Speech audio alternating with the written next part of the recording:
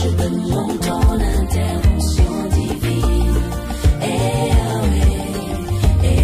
Maman Nangaye, du nouveau à Kinshasa, place Yassur, des amoko na immeuble Emma, des arabes normes, standard, international, et Goyamba, Batunyoso, en famille, en couple, salon VIP. Et salle à manger, salle de bain confort et magistral et des chambres à coucher, cuisine ya kafou, sécurité ils a assuré, connexion internet illimité, Facebook, TikTok, WhatsApp et à Ophélie, groupe électrogène 24h/24h. Courant et Kindakate, na immeuble Emma. Notre adresse dans la commune de Kalamou, quartier Yolosi, avenue Balinga, numéro 9. Soyez les bienvenus, immeuble Emma.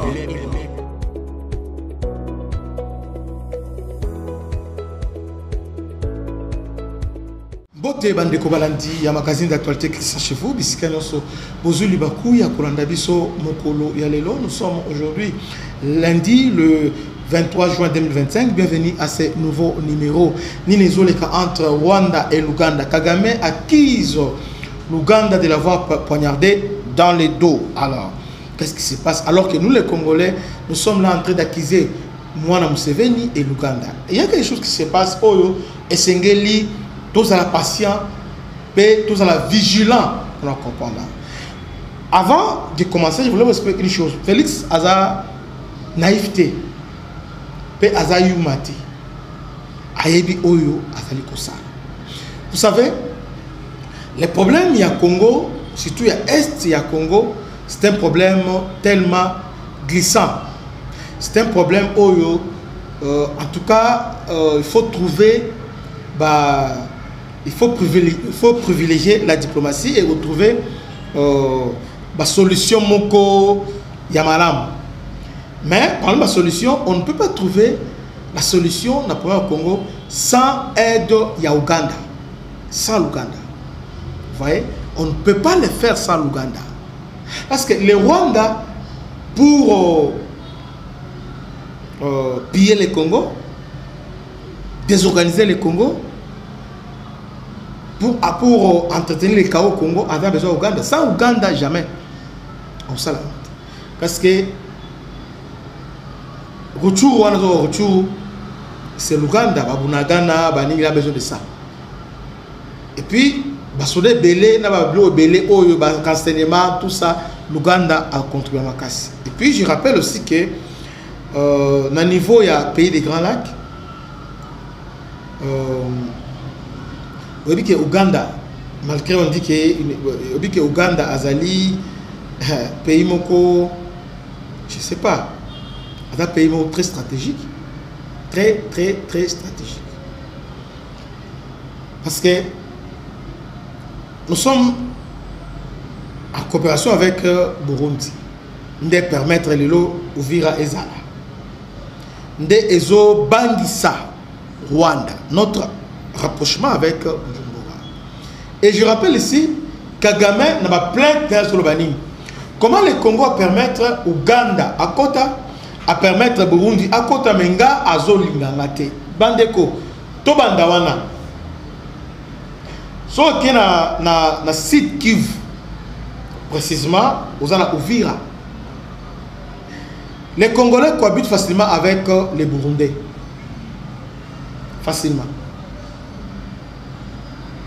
Mais ceux qui ont cueilli un Nord Kivu, bien la site Kivu, quand même au la site Kivu, par côté à Nini, à Uvira, ok, na ba Fizi, ok, même na même place Oyo, place telle qui na Oyo, na île Oyo, ils ont territoire, moi, na île ou na site Kivu. Et du. Au moins, la cohabitation est difficile entre les Rwandais et les Congolais. Parce que les Rwandais ont une manière de façon de dominer, façon de konza, Félix il est conscient que pour maîtriser la situation Est, il a besoin de l'Ouganda, il a besoin de Burundi. Est-ce que vous savez que Burundi aussi, ça s'appelle la chaîne, il y a pillage à Congo, Burundi, Azali. On n'a pas un ami là-bas, ni Burundi, ni Rwanda, parce qu'au Burundi, il y a des toutes, il y a les Hutus. Il y a na Rwanda, toutes. Tout comme en Ouganda, il y a des toutes. Ces questions à poser envers tous ces trois pays. Avec Burundi, oui, Burundi c'est un allié de taille, un allié sincère, oui. Avec Ouganda, il n'est pas un allié sincère. Azar, on doit double face. Mais on a besoin de lui. On a besoin de lui. Oui, nous les Congolais, on a vu la tête et s'engueuler tourner. On ne peut pas agir toujours avec les émotions. Et dans la relation, dans la vie, Moutouana aïbayo. Aïbayo mbongo, be aïskoka mbongo. Mais Moutou aïskoka mbongo, dans la relation est belle. Elle a courageux, elle a porte mon. Et ça, exemple, la pesca, mais est-ce que vous avez besoin d'un passeport rapidement? Vous allez me toucher. Ah, t'es. Moutouana. Donc, il y a quelqu'un qui est obligé. Ah, t'es. Vous avez une seconde à le passeport. En fait, il voulait dire qu'il y a des autres relations. Babomagate, mais tu as un tiroir. Quand on a monté, regardez, nous ça ne sert à rien. Nous sommes des passagers. Ça ne sert à rien. Moutou, à cause de ma belle, réserve toujours à tes moutons. Malgré ça, malgré à quoi on a malgré bon, ça a été malgré bon, parce qu'on ne sait pas. On ne sait pas. Donc, parce qu'on a besoin de gens ah, il faut aller à la place, mais il faut les gars dans Zélana. Mais ceux qui, quelque chose, ils ont raison. Donc, Félix, Azolinga ko faire fonctionner la tête. Ouganda, Azolinga ko garder Ouganda près naïe. Aïe que Ouganda ko trahi. À cause ça niveau, mais Ouganda à cause de la utile na plan ya Tshisekedi contre le Rwanda. Félix est un grand stratège. Tim Museveni a tindi mwana parce que les États-Unis ont tiré pression sur l'Ouganda et l'Ouganda a lâché Kagame. Et Kagame a accusé aujourd'hui Museveni de l'avoir trahi. Nana est bien monté, Boye bien monté plusieurs fois.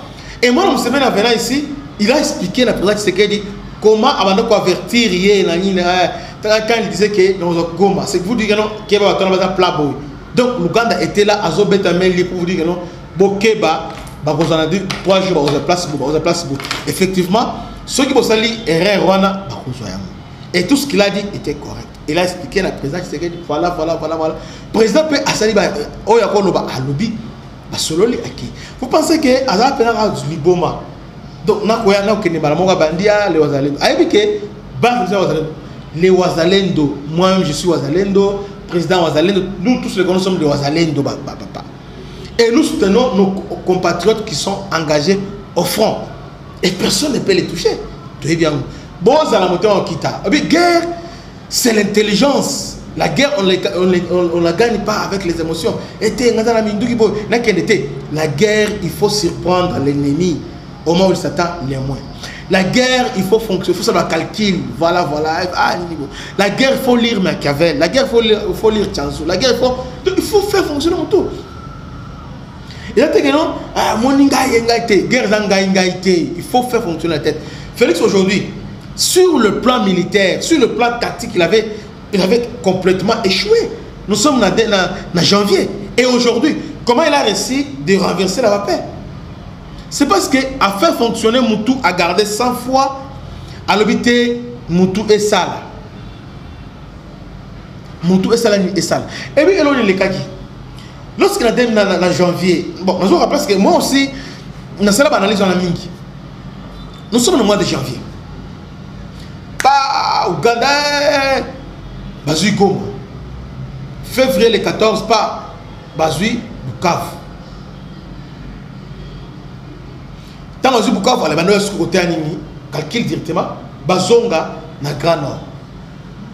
Et directement, c'est l'Ouganda qui vient pour dire que activer un mécanisme défensif et singulier la Congo pour protéger les Ougandophones.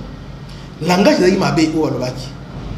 Mais est-ce que vous voyez que na moment on a Butembo donc Lubero d'abord centre c'est qui est déjà bon na évité à moins que na zalanga moko na zola de makambo mais mutu nyonso oyo aïba kababi Lubero centre déjà barabel déjà bon il y avait des paniques le FRDC bah au Serwana ils ont commencé à piller à créer panique déjà na niveau ya Lubero déjà ils sont partis population en débandade il a fallu bah Ougandais ne va intervenir les Ougandais sont en train voyez bah rassurer la population bon dans la climat aussi longtemps que nous serons là M23 comme arrêté ils ont obligé M23 de se retirer na je crois 5 km 15 km bazonga Alimbo mais c'est quand même si le plan stratégique il marchait parce que il y a que ceux qui Butembo Koyaka rien que Butembo c'est une ville une grande ville il y a que Butembo c'est une ville commerciale na Kivu. Donc, dans Kivu, grand Kivu, à Butembo, c'est pas n'importe quelle ville. Et Ben aussi, c'est le plus peuplé. Vous voyez? Et un symbole de résistance. Butembo, c'était fini.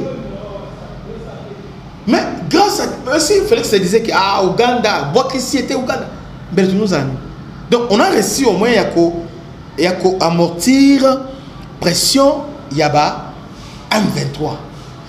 Il est là pour le moment, Félix Azali, ma besoin normal. Parce que Moutou et Salaki, il n'a pas cédé aux émotions, il n'a pas cédé au chantage, il n'a pas paniqué. Félix, bravo papa. N'a pas besoin de papa parce que ce que vous avez fait, tu vas critiquer, mais au fond de Kimia. Si pour Loba, lui, tu vas récupérer. Va critiquer, yo, mais aujourd'hui, je ne négocierai jamais. Mais on a dit négocier parce que au bando lobani on comprendre quand je ne négocierai pas dans le mixage brassage na kosala ya côté et aujourd'hui nana contredire asala asali ya côté il n'a pas fait ça il n'a pas fait ça preuve est que même dialogue ou non pas bananga ne ba contacter alors tous à la quand même compréhensible tu comprendre que guerre oyo Ouganda, Azo Berger, Ouganda, Bisika Oyo, rébellion dans son Congo, ils ont tourné. Même M23, même Kabila, c'est l'Ouganda. Alors, on ne peut pas se donner l'Ouganda, il faut garder un œil sur l'Ouganda. Donc, pour nous combattre bien l'ennemi, il faut s'approcher de lui. Pour Félix, être loin, isoler Ouganda, sur le plan stratégique, ils ont erreur grave. Tous les stratèges sont tenus en réflexion. Si Félix a isolé Ouganda, ils ont erreur grave. Si Félix a tiki ba émotion, dans ma progression à moi dans Museveni, ils ont erreur grave. Mais qu'est-ce qu'on fait? Et aujourd'hui, nous sommes là. Nous sommes là. Nous sommes là. Peu importe ce qui va se passer, mais ce qui est vrai, Kagame moi et non, on l'a isolé et Ouganda a signé. Est-ce que, bon, tu as une vidéo, il y a moi dans Museveni, phare de ces mots, même général Kakule, général Osom, général au mandat d'opération, il y a Ituri, était là, Mandevu était là. Tout le monde, il était là. Donc, ils ont jeté le bâtiment, ils ont armé Ougandais. Et puis, il y a une conduite délégation. C'était l'armée ougandaise qui était là. La crème de l'armée ougandaise. Même quand le président les a réussi, au moment où il a dit une délégation de vingtaine de personnes. Les généraux, ils étaient là. La Sololi. Et puis, tout le monde, m'a monté à une tête parce que tous les généraux étaient là. Et puis, il a expliqué Talabo. Le reste là, ça ne nous concerne pas. Tu vois que avec l'Ouganda, et jusque là, moi je crois que Makambo, ils ont kende Kitoko Bandeko. Tout c'est de la émotion. Et puis, nous avons une faiblesse sur les Congolais. Et si vous me donnez les voix, ah, Bandeko, nous partageons. Et puis, moi, je suis venu à comprendre que les Congolais sont faibles. Ah, nous partageons. Mais au moment où on a besoin de Kenya,